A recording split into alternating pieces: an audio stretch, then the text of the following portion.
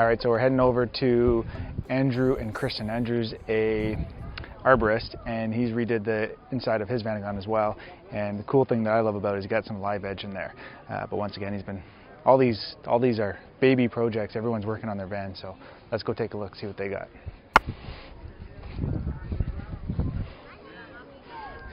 Definitely has the womanly touch though, so mine doesn't have that yet. Mattijs will get there soon. Hello, I'm Andrew from Simple Leaf Tree Service, and this is Vanimal. I'll give you a quick tour, what we've had done to it, and kind of show you the inside. Guess we'll start on the outside real quick. This year we went through an engine conversion, so we actually swapped out the original slow diesel that was in there and put in a turbo diesel, an AAZ.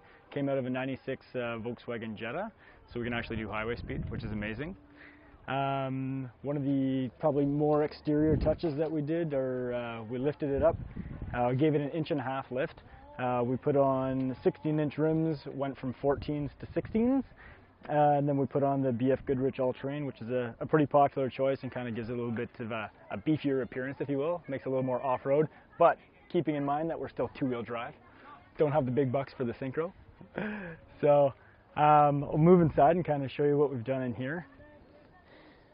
Tried to make this thing a little bit more homey. They're pretty basic when you go into them originally, but one of the things that we did that kind of added some character, and I'm by no means a carpenter, but my buddy lent me his hand planer, is we put in some black walnuts for our tables. So we did live edge on the tables, which is kind of fun. Kind of, you know, livens it up, gives it a bit of a rustic feel, but kind of still works with the van itself. We've taken out all the panels on the inside as well for the most part. We redid the headliner. We've gotten almost all the panels, not this guy here, but all the ones in the back we've taken out, repainted.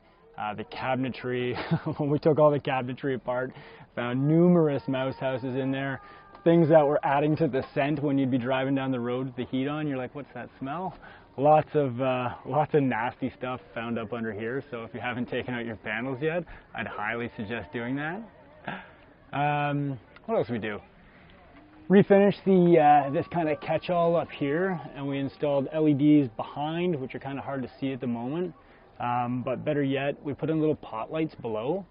So we've got 3 pot lights rather than the big square one that used to be here.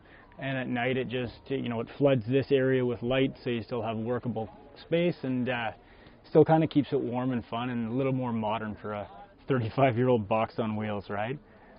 So it kind of makes it fun. We jam all of our other food and necessities kind of into here, or the cooler outside. We use the fridge, not as a fridge anymore, it's just dry storage because it doesn't actually work, which is kind of a bummer, but again, works as good storage. Under here, again, before you came, obviously I hid all the dirty dishes right in here. Typical. Try to keep it clean, but this is the real life van life. What else we got? Down here, got all of our other dishes, not so neatly organized. Cutlery drawer, obviously jam full. Found out the soap was leaking this morning, so that's kind of a bummer. Extra clean. Extra clean. That'll need a wash later on. What do we got? Behind the seats back there, we usually keep all of our our dry goods, so our clothing, beer, you name it. This closet here, dog stuff, if anything, but don't really use that one. It's kind of hard to get at, so usually just leave it jammed in behind here. Use our little top cupboard for all of our, our bath goods, books, work, stuff like that we bring with us, just so it's easy access. And then the closet behind is just clothing, so nothing too special back there. And then anything else that's dirty, we just kind of jam it in here. Tools, spare oil, make sure you carry some of that with you. These things are always leaking and making a mess. Axe, extension cords, spare cardboard, because you never know when you might need that. Still got lots to do on the inside, but for now did vinyl flooring as well. This is great if you're getting in and out, and you've got lots of bathing suits, sand, wet feet, stuff like that. We've got a dog in here, so super easy to clean out. Makes it really simple. We're kind of weekend warriors, so it's not as if we're living here full time, but for what we use it for, it's been very functional, which is awesome. And then my wife, who wants to stay off film, adds on the the little homey touches to make it a little more cozy, if you will. What else have we done? We did an awning outside, something else which if you don't have one of these, I'd highly suggest getting one. We did a Fiamma awning, so it gives you kind of way more usable space to live in.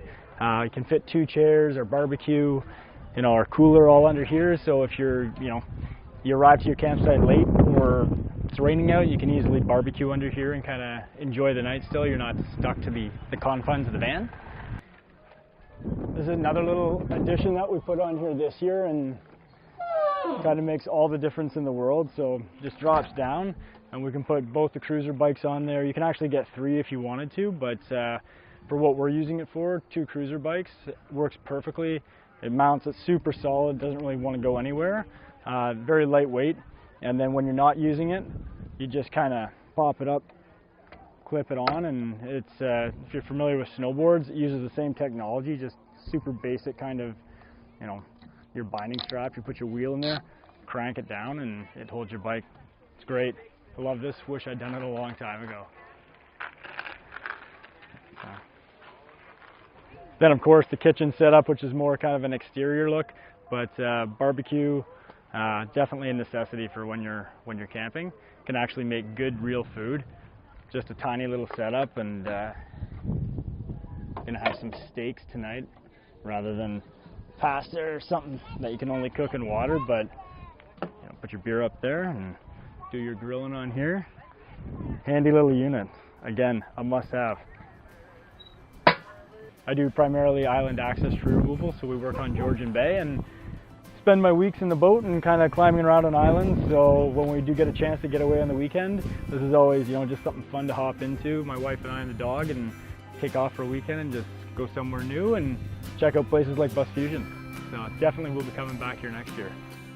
You just finished watching episode 3 of our 4-part series on Bus Fusion. In our last episode, we have Oliver, and he just finished redoing his 1972 Volkswagen van with his dad. And the really cool thing about this one that's coming up is that Oliver is an architect and his dad is a cabinet maker. So they 3D mapped the entire inside of this bus when they had it ripped apart, and then they had CNC machines do all the cabinetry inside. So it's got curves and it's high-end modern stuff, really cool. Check it out. If you haven't subscribed, subscribe here to be sure that you don't miss that next episode.